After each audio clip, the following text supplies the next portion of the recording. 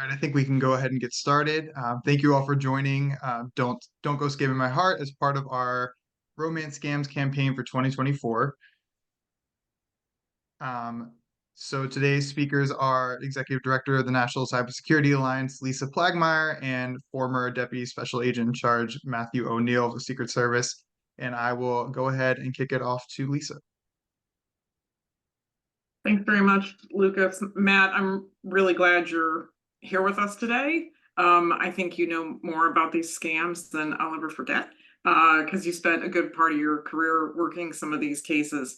So thanks a lot for being here with us today on Valentine's Day. How big a problem is this? So that I've seen some data from the FTC that said in 2022 there was a total loss of 1.3 billion. I think you've got some other figures as well. How big is this? Sure, it's a massive multi-billion-dollar problem. The IC3, so Internet Crimes Complaint Center, reported about $800 million in reported losses over 19,000 victims in 2022. But from the perspective of where I sat when I was with the Secret Service, I can tell you that that's probably maybe 40% of what is actually being lost in either romance scams or adjacent sort of crimes like business email compromise, unwitting money mules, and that sort of thing. So 40%. So you think it's that underreported? Is it a shame factor, or what do you think it is? I think so. This comes from having spent 25 years with the Secret Service, primarily working as a case agent, talking to victims on a regular basis. A lot of times they don't want to report it for a variety of reasons. One's the embarrassment factor. The second is, especially if they're older, that the concern is that their financial freedom might be taken away by, their children or somebody else to say, oh, like you gave all this money to this fraudster.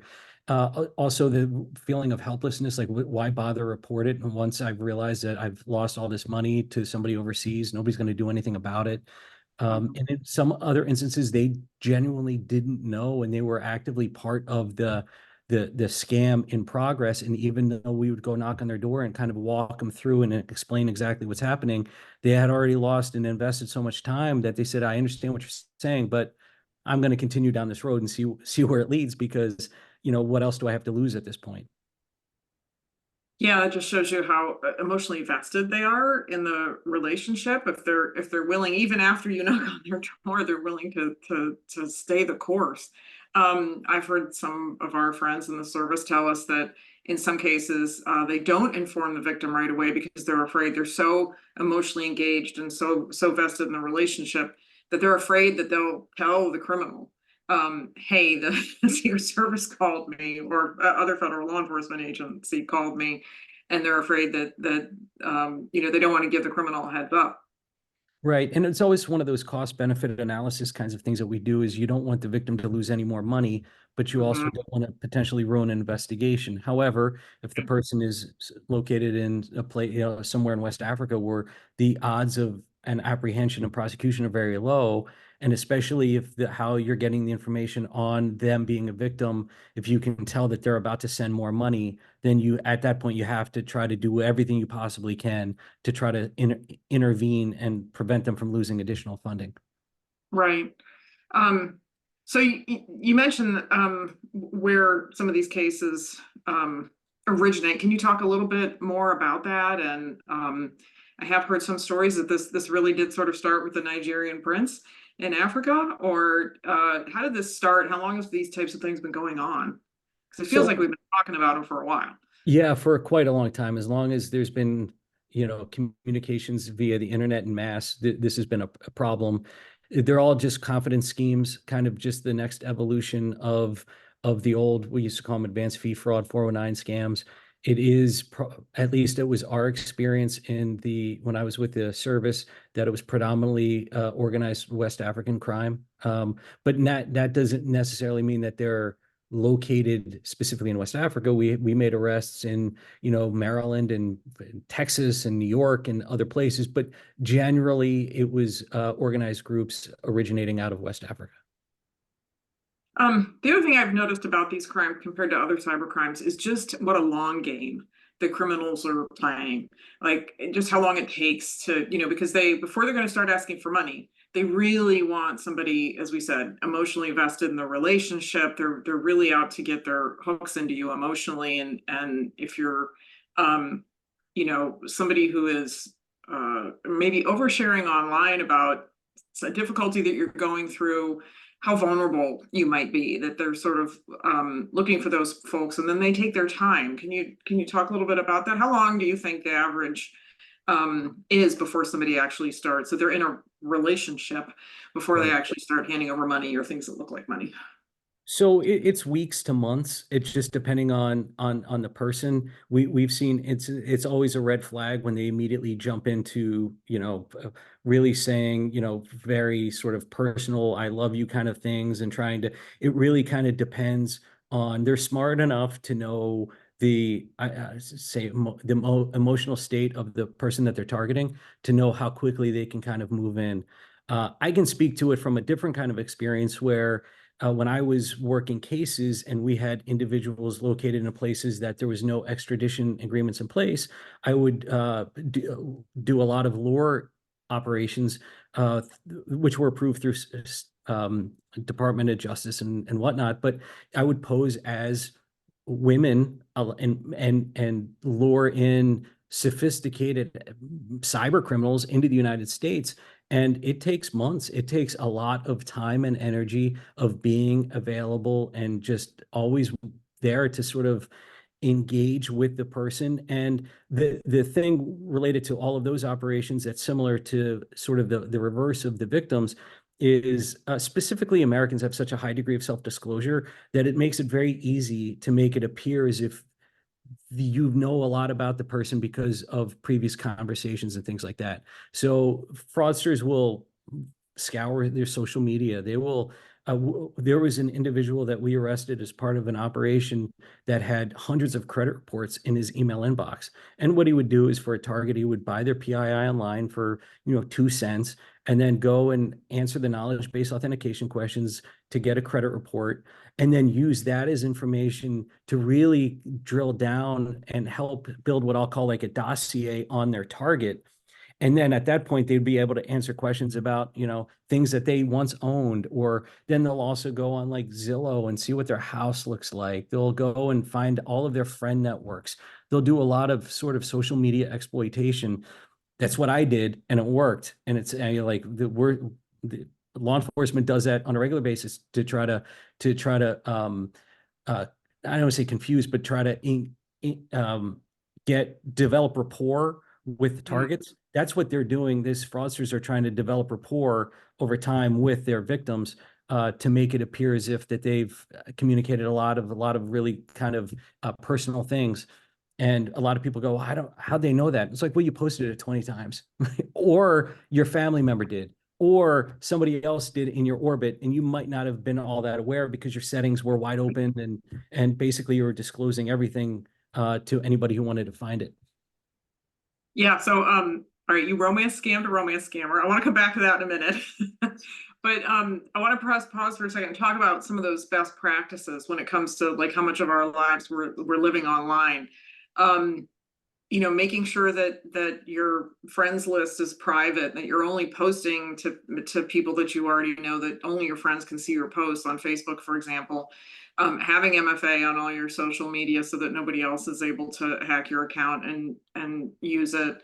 And just the oversharing. I think one of the most poignant cases I heard, there was a victim story that the service has a video about, and it was a woman who is an attorney, like a very intelligent person, had just been through a divorce and was fighting cancer. So she was at this really vulnerable point in her life, and which we've all been through really hard things. And we know that if somebody were to approach us at that moment when we're feeling pretty lousy and sound like they are the perfect fit, or they just know so much about us, like that, that they immediately, you find this immediate connection with the person. I don't know in her case, but somehow the criminal found out about those things in her life, whether it was from social media posts or whatever. Like you say, being able to just purchase for a few cents or a few dollars data off the dark web. I actually heard the other day, in an email newsletter from a mainstream media outlet about a new dating app where you have to prove your credit score before you can be on that dating platform. And my immediate thought was, you're doing all the work for the bad guys. Like, Yes. all you've done is tell the bad guys that everybody on this dating platform is well off and would make a good victim. Well, yeah, and that also brings in like the other kind of side component of synthetic identities and how easy it is to artificially inflate a credit score over time, where, over the course of, 6 to 9 months, you can have, using seasoned trade lines and things like that, you can have a really good credit score that's just completely fictitious. Yep. Yeah, and the best practice that we tell people there is to freeze their credit. Especially if you have a baby and they have a nice new shiny social security number, that's worth a lot to somebody, and it'll be a while before you know if that was compromised. So especially for, unless your toddler's gonna apply for a mortgage agent, then we tell people to freeze their credit and their children's credit for sure. That's wonderful advice, because that is always the ability to restrict folks from establishing new lines of credit in your name. It's evolved over the time. If you remember 5, 6 years ago, you had to go to each bureau separately and pay unless you were the victim of identity theft. You had to pay, and then to freeze it, and then thaw it. And now you still have to do that, but there are websites like frozenpii.com where you can go, and it kind of walks you through on how to go to all of the credit bureaus, and some of them you might not even be aware of. Even like, I want to freeze that check system because I don't want somebody to open up bank accounts in my name. There's other ones where you can prohibit people from opening up utilities in your name and things like that. And then when you have your credit frozen, the other thing that always surprises me is people think that means that they can't use their credit cards anymore. It's like, no, it prohibits people from establishing new lines of credit in your name. It doesn't running a query, yeah. And Yeah. then also get your free credit report every week, because it doesn't prohibit people from doing account takeovers. So monitoring your credit will help you identify when those things take place. But spending money on, services that really provide no real meaningful value, when you can just freeze your credit, freeze your kids' credit, freeze your family's credit, freeze everybody's credit. Yeah, I inevitably, when I talk to the public or employees of an organization that has approached us to give their folks a talk, people will always have during the Q&A a question about credit monitoring, and I remind them that's a rearview mirror. That's only going to tell you if something bad has already happened. It doesn't prevent anything bad from happening. So if somebody's offering it to you for free because your data was in a breach, fine, you can sign up for it. But it doesn't negate the need for you to freeze your credit, for sure, to prevent something bad from happening. So what was that website again that you mentioned? Sure, frozenpii.com, frozenpie.com. Awesome. And they're switching it to .org, but it really is it's a free site where you can go through and walk you through all of the different ways to freeze your credit. But then also, if you are the victim of identity theft, it explains how to try to remedy that as quickly and effectively as you possibly can. Okay, those are all really good tips. So let's go back to that case where you were the romance scammer. So you talked a little bit about all the research that you do, the research that they do. Any other tips there, or insight into the kinds of places where, the OSINT that they're doing, right? The data that they're gathering about you, and how they use that. So in my instance, what I would do is of the two cases that are of most sort of memorable to me were these two Romanian nationals that hacked into a major restaurant franchise and stole hundreds of millions of payment cards. And at the time, there was no way to extradite them from Romania. So working with the Romanian National Police and in conjunction with the Secret Service's office in Bucharest, we were able to basically lure them out of the country. And basically, so there was two different guys, and each of them had sort of different motivations. Again, now I had pretty easy because I was doing search warrants on their email accounts and reviewing hundreds of thousands of emails and knowing exactly what they were up to. One guy was really interested in online gaming. He was kind of a loner guy, and he was a robotics engineer. And so the hook to him initially was, hey, I work at this casino in the United States. I would love to have you come. I know that you're a big player at this, website, and we'd love to bring you in. And that way, when you go back to Romania and you go to your friend network of all these, wealthy people who are gambling, you can say you need to go to this casino and not these other casinos. And at first, he was a little reluctant, but then I started making comments on his appearance, and I was to him, I was a woman, 24, 25 years old.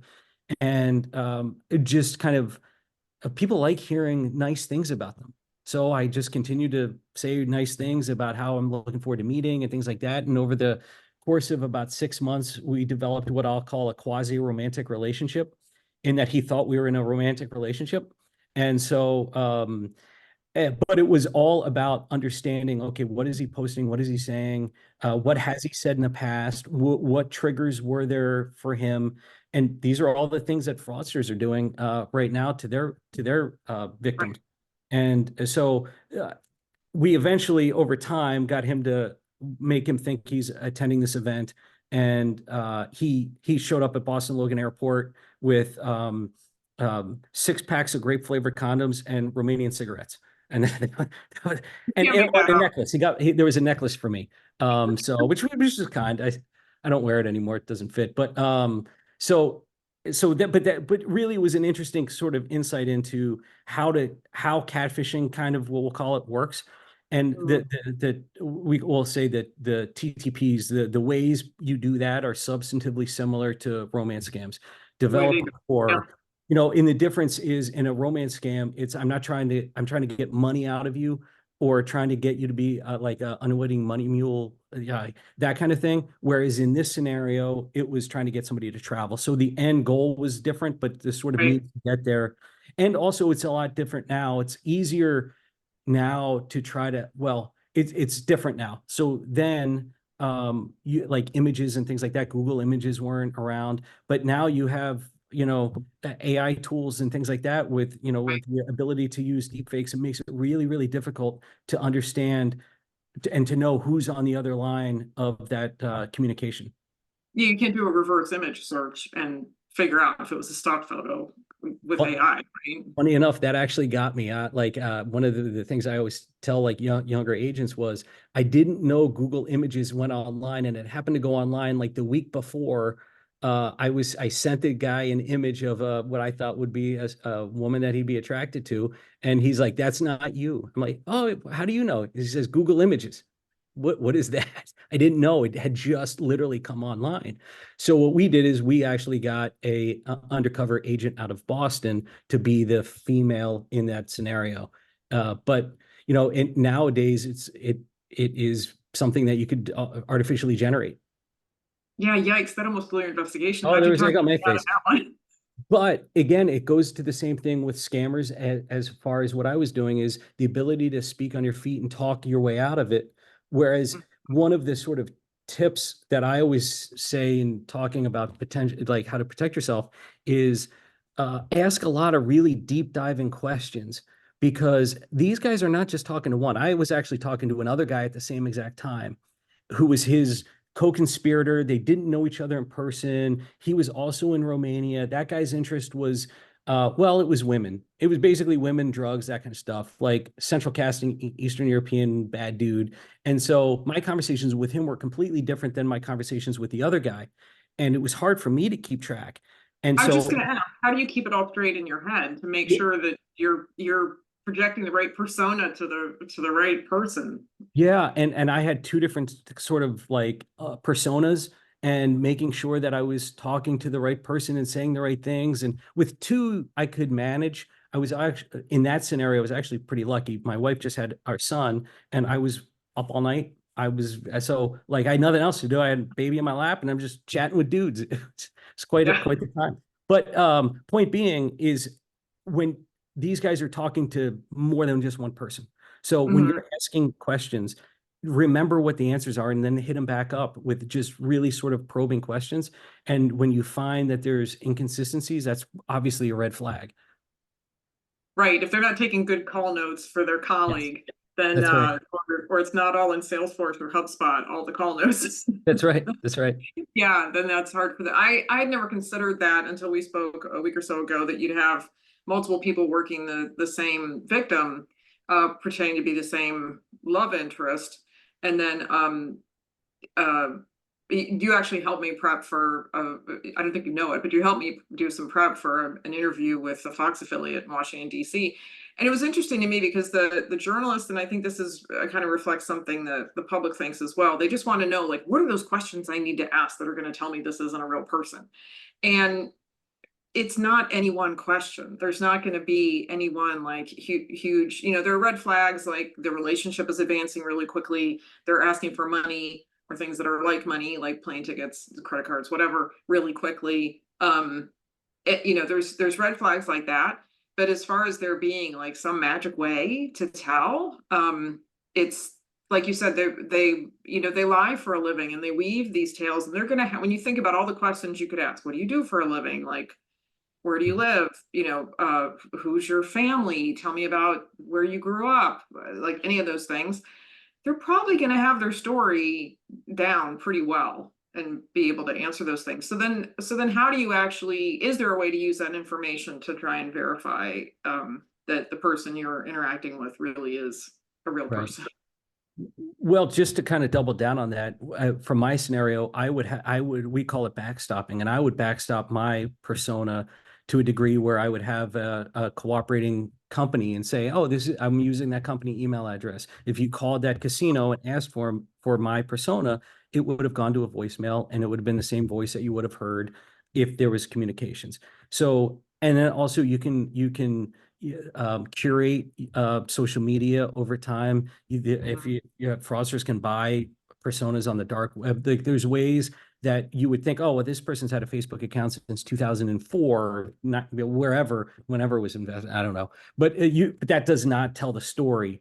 So, and also understanding, like, just even with the ability to video calls and messaging applications aren't really the answer. Really, the only answer in today's age is to physically see and be able to touch that person. If you cannot do that, do never send them any money or never send them anything, right? That's kind of like the reality of the world that we're living in, with the ability of fraudsters to use the tools at their disposal. Unless you actually lay eyeballs on them physically, then I would presume that 25 years of going after bad guys, I'm very cynical about just about everything, but that would just be like the advice. If I haven't seen them physically, then there is no way in God's green earth I'm going to send them a nickel. Well, and if you look at the Tinder swindler, even meeting in person was not the answer, right? So No, you no, still, nope. I think there's something uniquely human about our gut feel. And sometimes, especially with AI, I've been telling people more and more, if it just doesn't feel right, right? If something is telling you, or it just seems too good to be true, just getting people to really get in touch with their gut instinct, their spidey senses, and know when it's time to back away. Any And other red flags? sure. And I Go was ahead. going to say as well, there's new technology coming online that's going to help end users validate whether it's, whether or not it is a romance scam or a Facebook marketplace scam. Like, for example, I'm working with a stealth company called Scamnetic that's coming out with a tool that will help validate who the person is on the other end. It's not going to confirm whether or not they actually have something that they're going to sell you, but you're going to be able to put that that persona to a physical person. And that's what we want to be able to do when I was working criminal investigations, is tie them down. We used to call it get attribution. Get attribution on an email address of a nick, an online persona, to an actual human being. Because you're right, meeting them in person doesn't mean that they're not a fraudster. It just means that you're not sending money to an organized criminal group located in a different continent that is, generating billions of dollars in revenue. This is just a fraudster. And that's kind of where the difference is to some degree. Yeah. So for the more general kind of rules, obviously you covered them off. The relationship advancing very quickly, the scammer is always overseas and can never be like tracked down to like one specific area where you can meet them in person. They're always, I'm working on an oil rig, or I'm in the military, or I'm working for this international company where I'm always traveling, or something of those varieties. And then also it's always, sometimes these things, even I saw a statistic that a remarkable amount of these actually start with just the wrong text, where it's like somebody gets the wrong text, and and then the communication starts that way, whether it's crypto investment scams or romance scams. So my rule of thumb is whenever a number texts me that clearly is like one of these, I always just say, cut to the chase, what's the scam? And they never reply. So but Of course not. yeah, but I just want to know. But they might able, like, just because they're willing to offer photos or videos to reassure the victim, I would not rely on that. And then just the continuing excuses. A big red flag is somebody's ill and I need money because they're in a hospital, and they will pry on, routinely their kids, their parents. Somebody's got invariably some terminal disease, or they just came into a lot of money and they just need a little money to free up that money. And then it's just a small time thing in order. When I work cases where really smart people lost millions of dollars, literally millions of dollars, on that kind of area of scam, where, and they'll provide some, whether it's shell companies and things like that. Again, it goes back to the original sort of advice is, did you see them in person? So, and Yeah, because there aren't a lot of ways to, I mean, we talked a week or so ago about trying to independently verify information that they're giving you. But like you said, if they've done their homework, created their, I think you call it a backstop, then that can be really hard to do. Like, any tricks on how to really how to successfully try to validate anything they've told you? yeah, I mean, until sort of more and more tech comes out where it kind of does it for you, and it gets into the back of the phone and looks at the IMEI and like all of stuff that like cell carriers see. Until then, it really, from in my view, is looking at, okay, if you're really engaged in this, what is behind? Like, does the person claim to be in Paris, and are they like, this is what I do with my kids. Like, hey, where are you? Oh, I'm here. Okay, well, show me a video of where you are right now. Like, literally show me right now. And if you can't do that, then I'm not going to trust you. There They was must be. yeah, I mean, that kind of stuff is kind of like, if you have to engage in this kind of relationships and you're trying to validate, do your Google searches, do all of like the social media, sort of become a detective. And you in many instances you'll find, even if you even just do searches on like the wording that's being used, you'll find that there are websites out there that aggregate that kind of data. And if you see the same kind of lines being used 15 different times, probably a pretty good indicator that you're dealing with a fraudster. Because Yeah, that's the other kind of thing that I always tell folks. And one of the guys that was a mentor of mine used to say that fraudsters are generally lazy. So they're going to go after the least common denominator, and they're going to run the same play over and over again, because they'd rather sit on their couch and watch FIFA than actually do work. So in many instances, what they're providing forward has already been identified. You just didn't know to look for it. yeah, I tell people just not to be a harder victim, right? Because I think time is money for them, and they're going to move on. Like, if they think you're gonna be too tough, then they'll just move on to somebody else. So you don't have to be what is it they say? You don't have to outrun the bear. You just have to outrun your buddy. So Yes. which is unfortunate for somebody else, but Right. so speaking of somebody else, so there's a bunch of people on this call who are interested in this topic, who are hearing some of these best practices, but a lot of us might have people in our lives, loved ones, family, friends, that we think might be susceptible to these things, or might already be in some sort of relationship that's actually a romance scam. What do you do if you think, you've got your widowed aunt or something is affected, or you've got somebody in your circle of friends? What's the best advice we give to somebody to try and help that individual, because they're under such disillusion that this is a real relationship. So the first piece of advice is approach with empathy, because Mhm. nobody wants to be told that they've been duped. So if you come in and say, "Oh, Helen, you're an idiot," like this person, that's not going to work. Having empathy, coming up with sort of a collective strategy with their friend group or family group, and knowing, hey, like this happens a lot, and providing information on, oh, well, you mentioned X, Y, and Z. Well, I read this article. Have you thought about that potentially something like this, but approaching it kind of from that, and not the sort of like declaratory, you're getting scammed and things like that, because it's been our experience that people kind of freeze up when they're being told something that they don't want to believe to be wrong.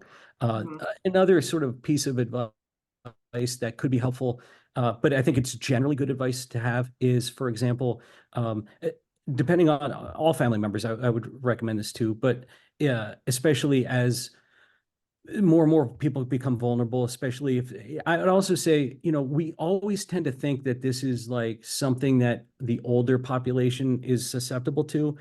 And that's true, except the younger population will say are digitally native, are falling for a massive amount of scams, because they Mhm. don't think that, like, there's this kind of sector of people like, my age, around 50, or a little younger, that are like health, like lived before technology like this, where we're healthily, like, maybe somewhat suspicious, but the digitally native are really not suspicious at all, unfortunately. We had a scenario just a couple weeks ago. Very close person in the family had completely owned, same username, password across every platform, got completely owned. Yeah. So just to the advice about passwords and things like that, one of the things that I think is really important to understand is the time it takes law enforcement. If something ever happened where somebody went missing, or you had to identify something really quickly, how are you going to do that? If your answer is, I'm just going to call law enforcement and hope for the best, that's probably not going to be a winning scenario, because first, it takes time for you to get to somebody in law enforcement, and then for them to reach out to the social media or the financial institution to get information on your loved one, or your whoever you're looking for. So one of the piece of advice that somebody that's a passwords expert gave, that I adopted, and I think it's really good advice, is have a book of, like, okay, family members, put all of your username passwords in this book, right? And if you have kids and stuff, just put it in a place, wrap it up in cellophane, put it in your freezer, right? So they know you're not spying on them. But if something happens, it could save their life. Because if you're able to provide that to law enforcement, where I don't have to go get an exigent request to Meta or some other social media provider to find out the location, if I can do it myself, you're talking about sometimes days, if certainly hours, but days. And to me, that's just kind of like a bread and butter, full cyber hygiene. Like, you need to do this. You need to have that ability and not wait for somebody else to unlock that door. That goes along the same lines with bank accounts. So if you have a relationship where you have some fiduciary responsibility, or you have a relationship with somebody that you could get to the position of, hey, I'm going to help you manage your money, or things like that. Now you're not Right, taking like a more child of or a, a aging parent. Yeah. yeah, you're not taking the direct approach, you're taking the side approach. And it was our Mhm. experience. And I went out on a lot of calls with folks. I did 10 years in Manchester, New Hampshire, small office. You get to really know the community and sort Mhm. of embrace the community policing. So I went out on a lot of calls, just like you're describing, where even when I would come in, they would say, "Who? I don't believe you're this person. Like, here's my badge, here's everything." Now you're not that person. So it really is difficult, and taking that direct approach is usually not a winning strategy. Tell me a little bit. We're going to start plowing through some questions because we have a lot going on in the Q&A. But tell me a little bit about the connection between Romeo scams and money mules. How does Sure. that how does that progress? Yeah. So to back up, like, why do people need money mules? So one of the biggest continuing frauds year over year is what's called business email compromise, where somebody think that you could have CEO impersonations, you could have invoices that get injected into email communication, you could have real estate business email compromises, where basically bad actors are have gained access into an email account, largely through what we'll call initial access brokers, people that are buying PII, or not PII, I'm sorry, they're buying username password combinations online, and then or through bots or whatever variety of means, and they're basically monitoring email communication. And the hard part is the duality of it. Is it on my side or on your side? And so if I'm doing a business transaction with you, and then you send me an email saying, "Oh, hey Matt, I gave you the wrong coordinates," and then I plug that in and I send away the money, and you don't get it, well, I just sent $50,000 to somebody. In many instances, that's a money mule.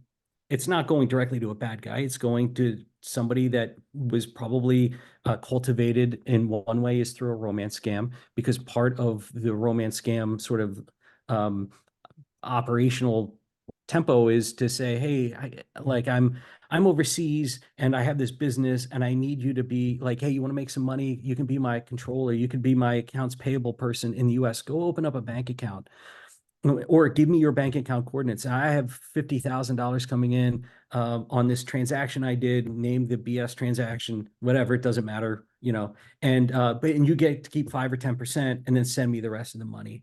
And then what happens is the money comes in and then goes. And like there are scenarios where this happens over hundreds of thousands of dollars, millions of dollars.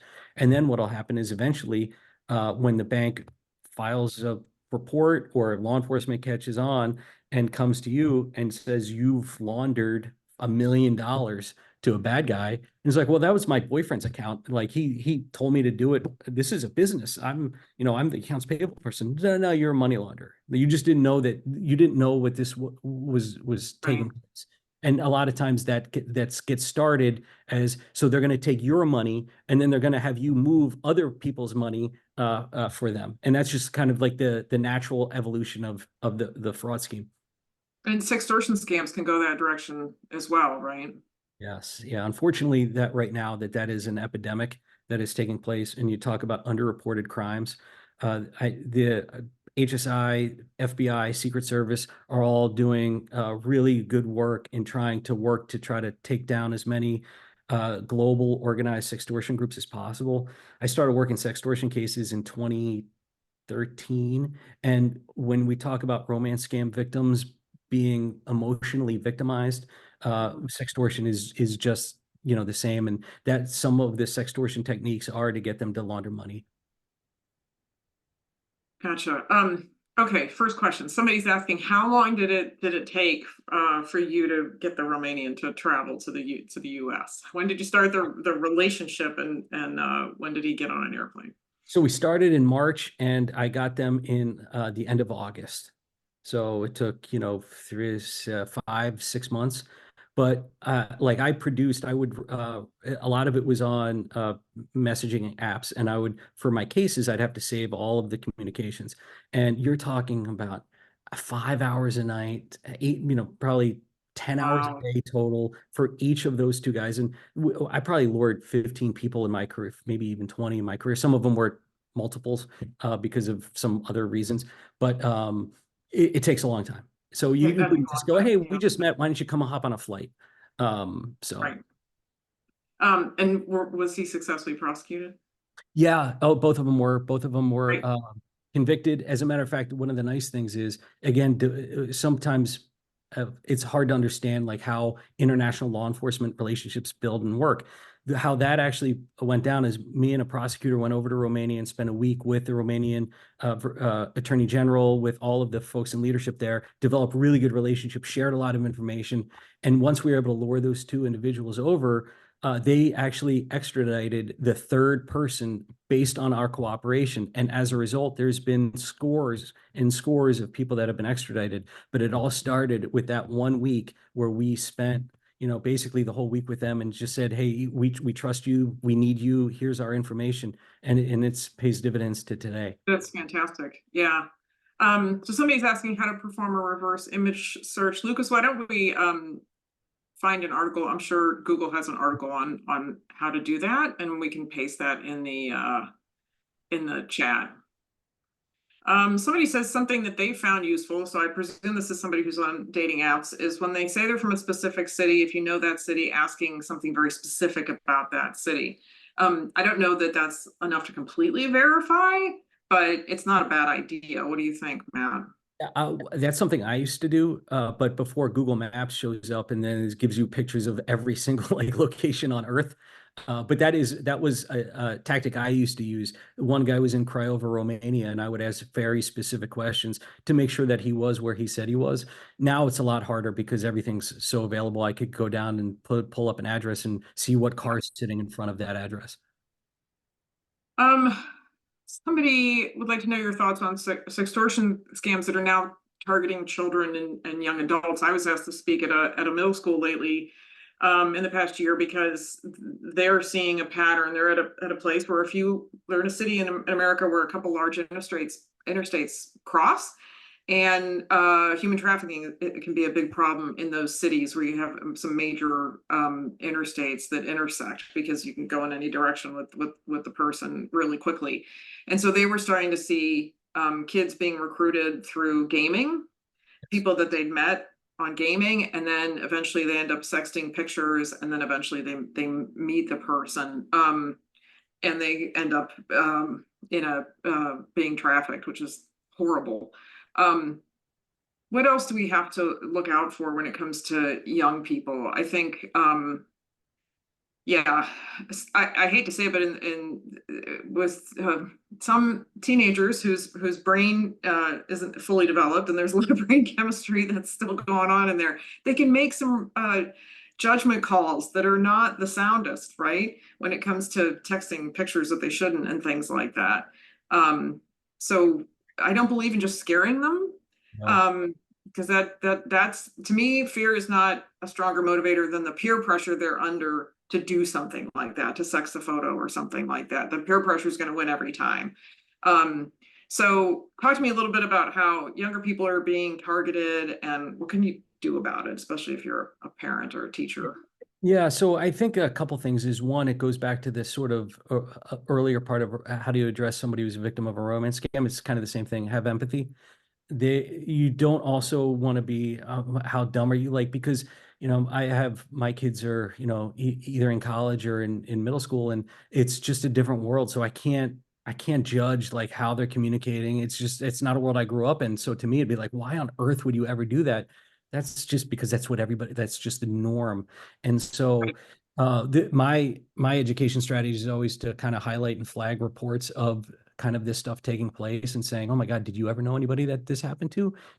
I worked a case out of New Hampshire with the defendant's name's Ryan Valley. And he was sextorting girls throughout the entire small town, and none of them were talking to each other until one of Ooh. them one of them said something, and then all of a sudden, like, oh my God, you know them? Oh my God, you know them?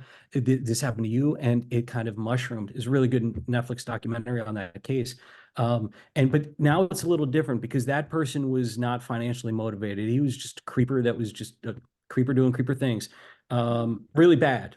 I mean, but what's happening right now, what we're seeing is targeting boys, right? In a different way. So but also I will say that there is a lot of media reporting about kids and suicides, and that's awful. Yes, 100%. But it's also like we've had executives at financial institutions that were uh, eh, stealing millions of dollars, like lots of money from people, like either their workers or whatever, because of the embarrassment to tell their spouse or whoever. So, and also suicides, and like it's out of control. um Across all ages of males. It's a male thing, unfortunately, right now. And for me, it's always just saying there's nothing that you can do that is worth harming yourself. There's nothing you can do that you can't work through. It's a Right. different sort of thing now. I mean, I'll share that just a couple days ago, somebody in my family, they said, basically, I have, these pictures, and the person in my family responded and said, I don't care. I don't have any money. Like, go get a job. Like, you can send that to my grandmother. I do not care. And because, it's just one of those things where you have to be pushed back. Now Yep. they might post it. Okay, so what? At the end of the day, it doesn't matter. A lot of times they're manipulated photographs anyway. And it's just having that empathy and just kind of talking through it, saying, like, it is just a different world. I understand it, but never, never, ever allow somebody to take control of your life through the computer. Yeah, so somebody has put a comment in here that's the exact situation we're just talking about. What is your advice to parents who've had a child that was a victim of sextortion? In this case, it was an AI generated nude image used to collect money. This happened to a close friend of mine last week. Yeah. It's awful. And there's I know the Secret Service has whole teams of really outstanding agents and analysts that are working on problem, and the FBI, HSI do as well. There's some really dedicated federal prosecutors. We've made arrests in places like the Ivory Coast and in the UK and other places. These are international fraudsters. A lot of times people think that this is somebody local to them. In almost every instance that we've seen, it's not. There are like in some of the cases I worked, that wasn't the case, but right now the trends that we're seeing is it's just so in one specific case, we identified one victim and then we followed the money trail and we found hundreds of victims. And so just kind of understanding that this is international crime right now. The hard part too is, like, kids don't have a lot of money. So they're doing it, at scale in order to, because again, they're financially motivated. They're not the Ryan Valleys of the world that are just creepers. Somebody's asking, should parents report the crime? And if so, which agency? Do you start with local police? What do you do? So yeah, yes, 100% report it.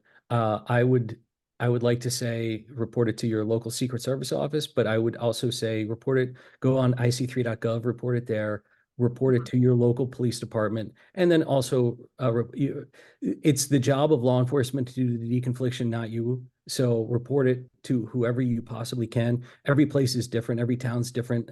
Small towns in New Hampshire treat things differently than large cities, and but I would report it and get as detailed as you possibly can as far as if money was sent, where did it? A lot of times it's cryptocurrency, so provide the wallet address that it went to, provide the communications that were taking place, provide the communication channels, provide the social media profiles that were being used, provide all of it. Screenshots before it all gets taken down, right? Oh yeah, 100%. Yeah, really, really important, because otherwise then it's, largely a dead lead. But if you're able to provide that and memorialize it, even a lot of times we would look for cases. So some parts of the country have what we call prosecutorial thresholds, where they might not just take one case, but if we can find 50 victims, well, if you've already reported that, we collectively, meaning federal law enforcement, mines ic3.gov.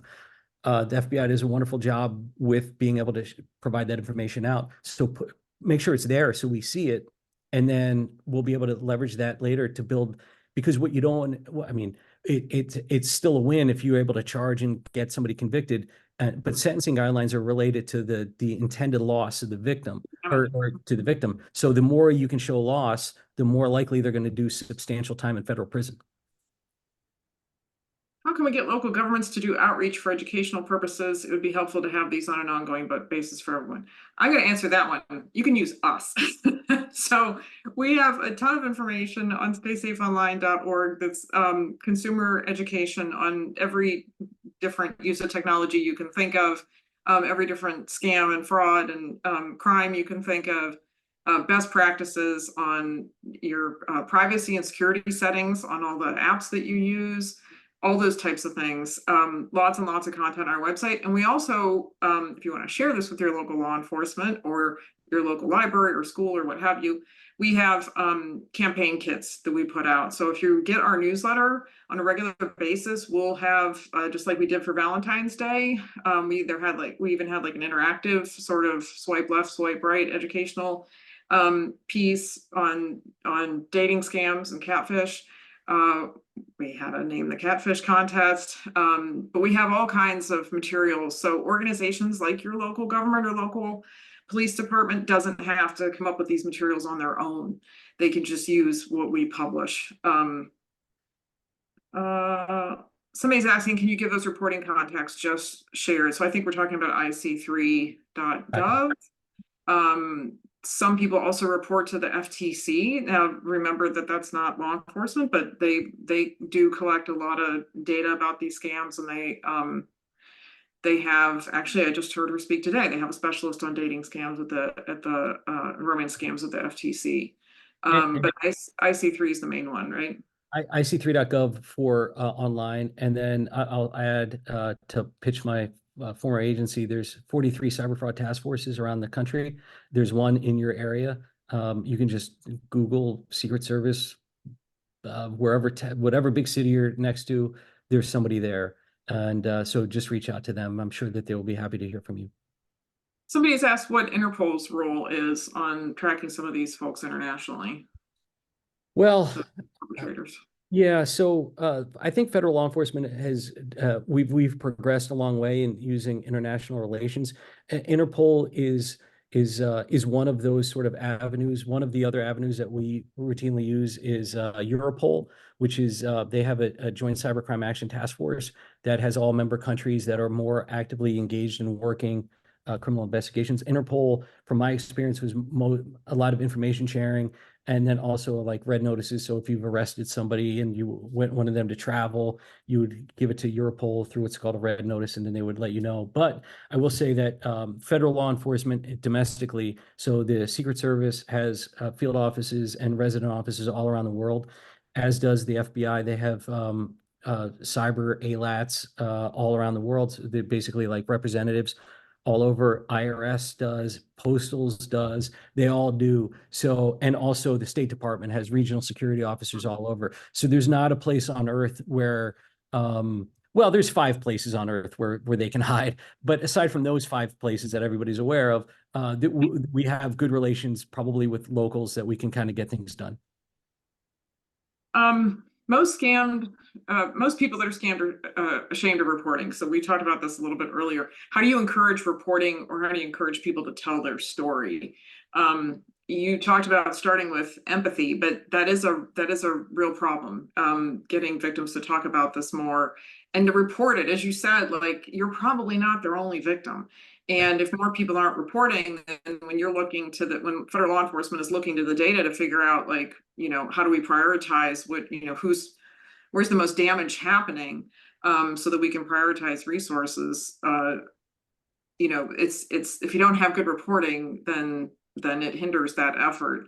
Any more tips there aside from empathy? Yeah, I'd say in reporting, it doesn't have to be the victim that reports it. So if you're talking to somebody and and you're able to, put on your like detective hat and ask questions, hey, what's your, like, and not in an accusatory way, what's your boyfriend's name again? Oh yeah, I'd like to talk to him about XYZ, that investment. What's his email address? Like, collect that information and then report it. So it doesn't have to be the victim, right?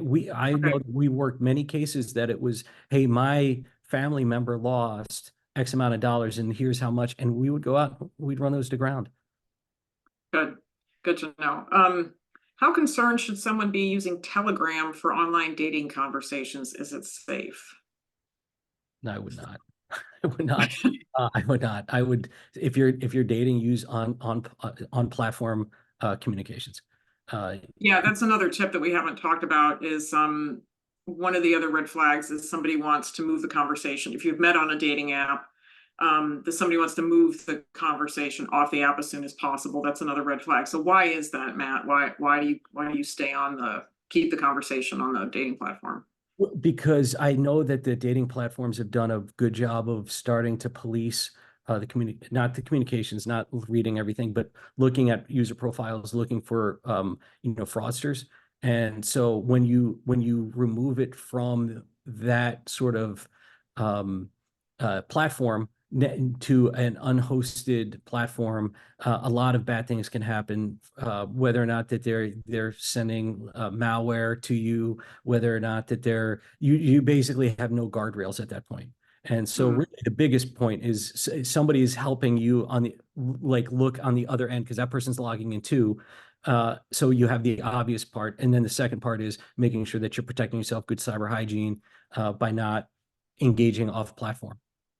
And you've got security and health and safety folks at working at those companies, at Match Group, for example, that are trying to keep bad actors off of those platforms, right? And so if suddenly your love interest is gone, that might be a sign.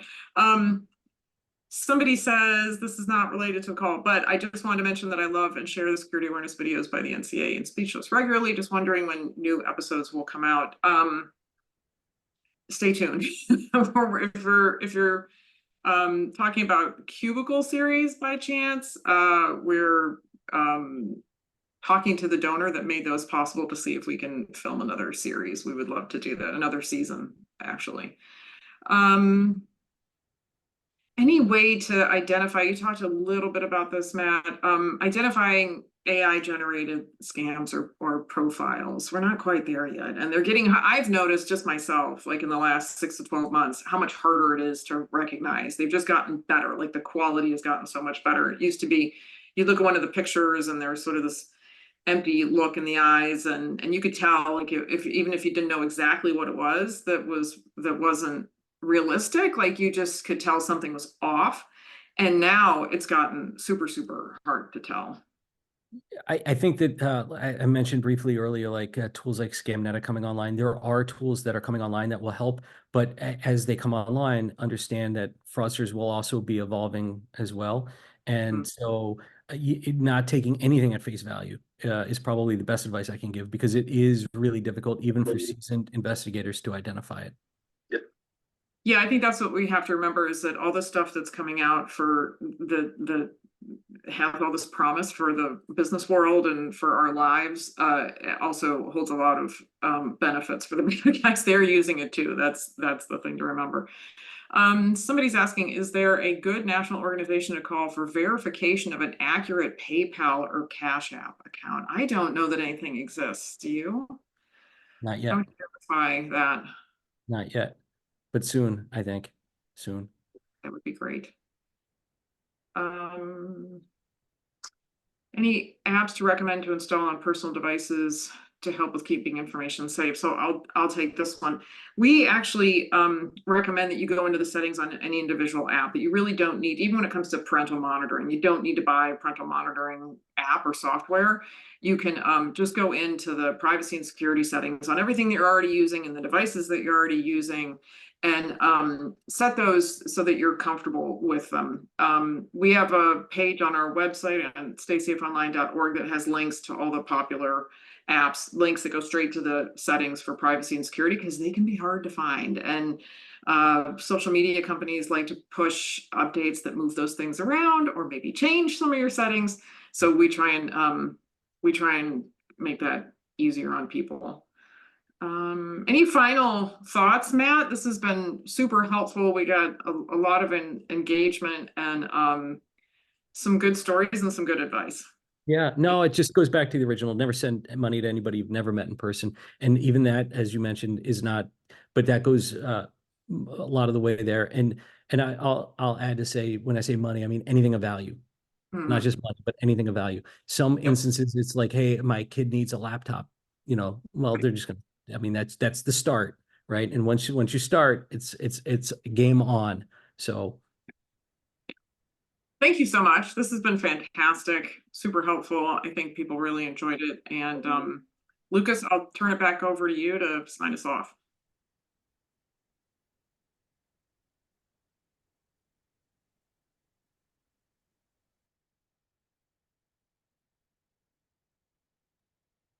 All right, thank you all for joining. On this slide, there's some additional resources that will be sent out tomorrow along with the recording of this webinar.